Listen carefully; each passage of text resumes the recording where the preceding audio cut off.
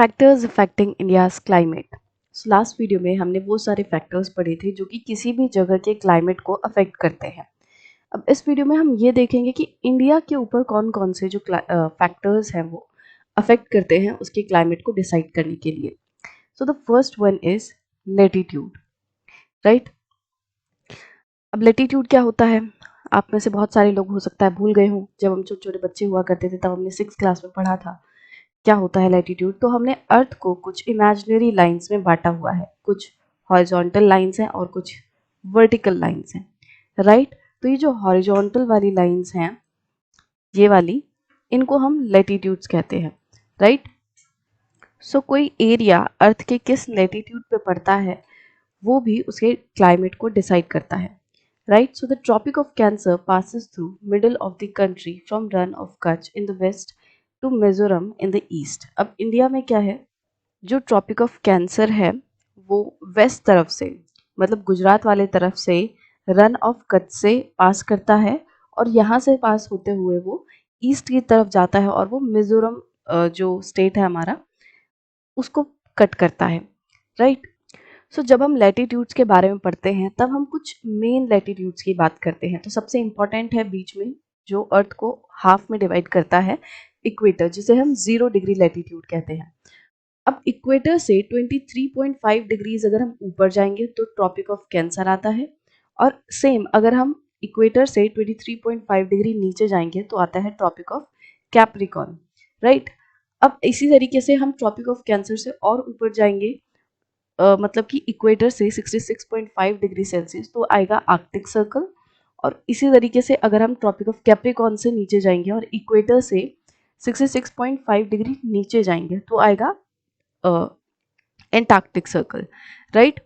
सो ये कुछ इंपॉर्टेंट जो लैटिट्यूड्स हैं, ये एक तरीके से जो चेंज आएगा मौसम में, टेम्परेचर में, उसको मार्क करते हैं, राइट।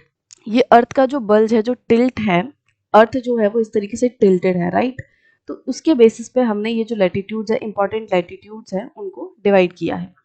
तो इक्वेटर पे सबसे ज़्यादा सनलाइट रिसीव होती है, और जो इक्वेटर से ऊपर है ट्रॉपिक ऑफ कैंसर से लेके और नीचे ट्रॉपिक ऑफ कैप्रिकॉर्न तक, ये वाला जो पूरा एरिया है इसमें भी हीट जो है वो काफ़ी रहती है और ये वाला थोड़ा गर्म इलाका रहता है, राइट। इसको हम ट्रॉपिकल रीजन कहते हैं। जो दोनों ट्रॉपिक्स के बीच में है उस रीजन को हम ट्रॉपिकल रीजन कहते हैं। अब जब हम ट्रॉपिक्स के ऊपर जाते हैं तो हम टेम्परेट रीजन कहते हैं, राइट। मतलब कि ट्रॉपिकल रीजन से लेके आर्कटिक सर्कल तक के बीच का जो रीजन है वो टेम्परेट रीजन है, राइट। और फिर आर्कटिक सर्कल से ऊपर का और यहाँ एंटार्क्टिक सर्कल से नीचे वाला रीजन, इनको हम फिर पोलर रीजन कहते हैं। अब ट्रॉपिक ऑफ कैंसर से जस्ट थोड़ा सा ऊपर का जो रीजन है उसे हम सब ट्रॉपिकल रीजन भी कह देते हैं, राइट। अब अगर हम इंडिया की पोजीशन देखेंगे तो ये है ट्रॉपिक ऑफ कैंसर, राइट। अब ट्रॉपिक ऑफ कैंसर जो है इसका मतलब इसके नीचे वाला जो रीजन है वो पूरा ट्रॉपिकल रीजन है, राइट। अब इसके ऊपर का जो रीजन है वो सब ट्रॉपिकल रीजन है। मतलब कि इंडिया का जो नीचे वाला हिस्सा है इसमें लगभग गर्मी ही रहेगी, ये बहुत ज़्यादा हीट जो है रिसीव करेगा, सनलाइट रिसीव करेगा। और क्योंकि यहाँ पे लगभग मतलब पूरे साल ही सनलाइट दिखेगी तो जो टेम्परेचर है उसमें फ्लक्चुएशंस बहुत ज़्यादा देखने नहीं मिलेंगी। यहाँ सर्दियों में भी इतनी ज़्यादा सर्दी नहीं होगी। So almost half of the country lying south to the Tropic of Cancer belongs to the tropical area. तो जो ट्रॉपिक ऑफ कैंसर से नीचे का एरिया है इंडिया का, लगभग जो ट्रॉपिक ऑफ कैंसर है वो इंडिया को हाफ में डिवाइड करता है।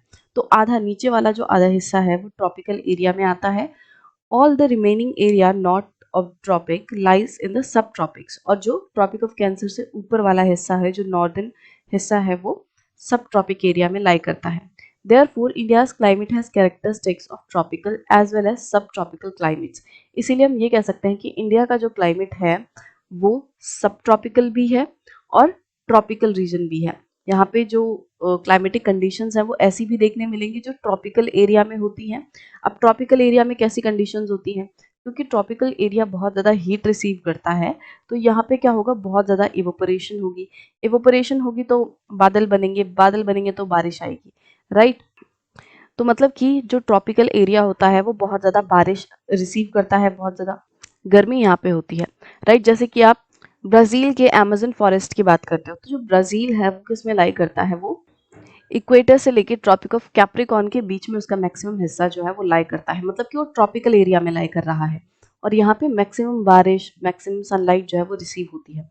तो क्योंकि हमारे यहाँ ट्रॉपिक ऑफ कैंसर से नीचे वाला हिस्सा भी है, मतलब ट्रॉपिकल एरिया भी है, तो हम भी एक्सपेक्ट कर सकते हैं कि यहाँ बारिश अच्छी होगी, यहाँ पे जो टेम्परेचर है वो थोड़ा गर्म वाला रहेगा और फ्लक्चुएशंस इतनी ज़्यादा नहीं मिलेंगी हमें। अब वहीं हम सब ट्रॉपिक की बात करें तो ये ऐसा हिस्सा है जो ट्रॉपिकल रीजन से थोड़ी कम सनलाइट रिसीव करता है, राइट। तो यहाँ पे क्या होगा, यहाँ पे हमें गर्मी जो है वो भी देखने मिलेगी और सर्दियाँ भी देखने मिलेंगी, राइट। तो यहाँ पे गर्मी भी अच्छी होगी और सर्दी भी हमें कोल्ड देखने मिलेगी।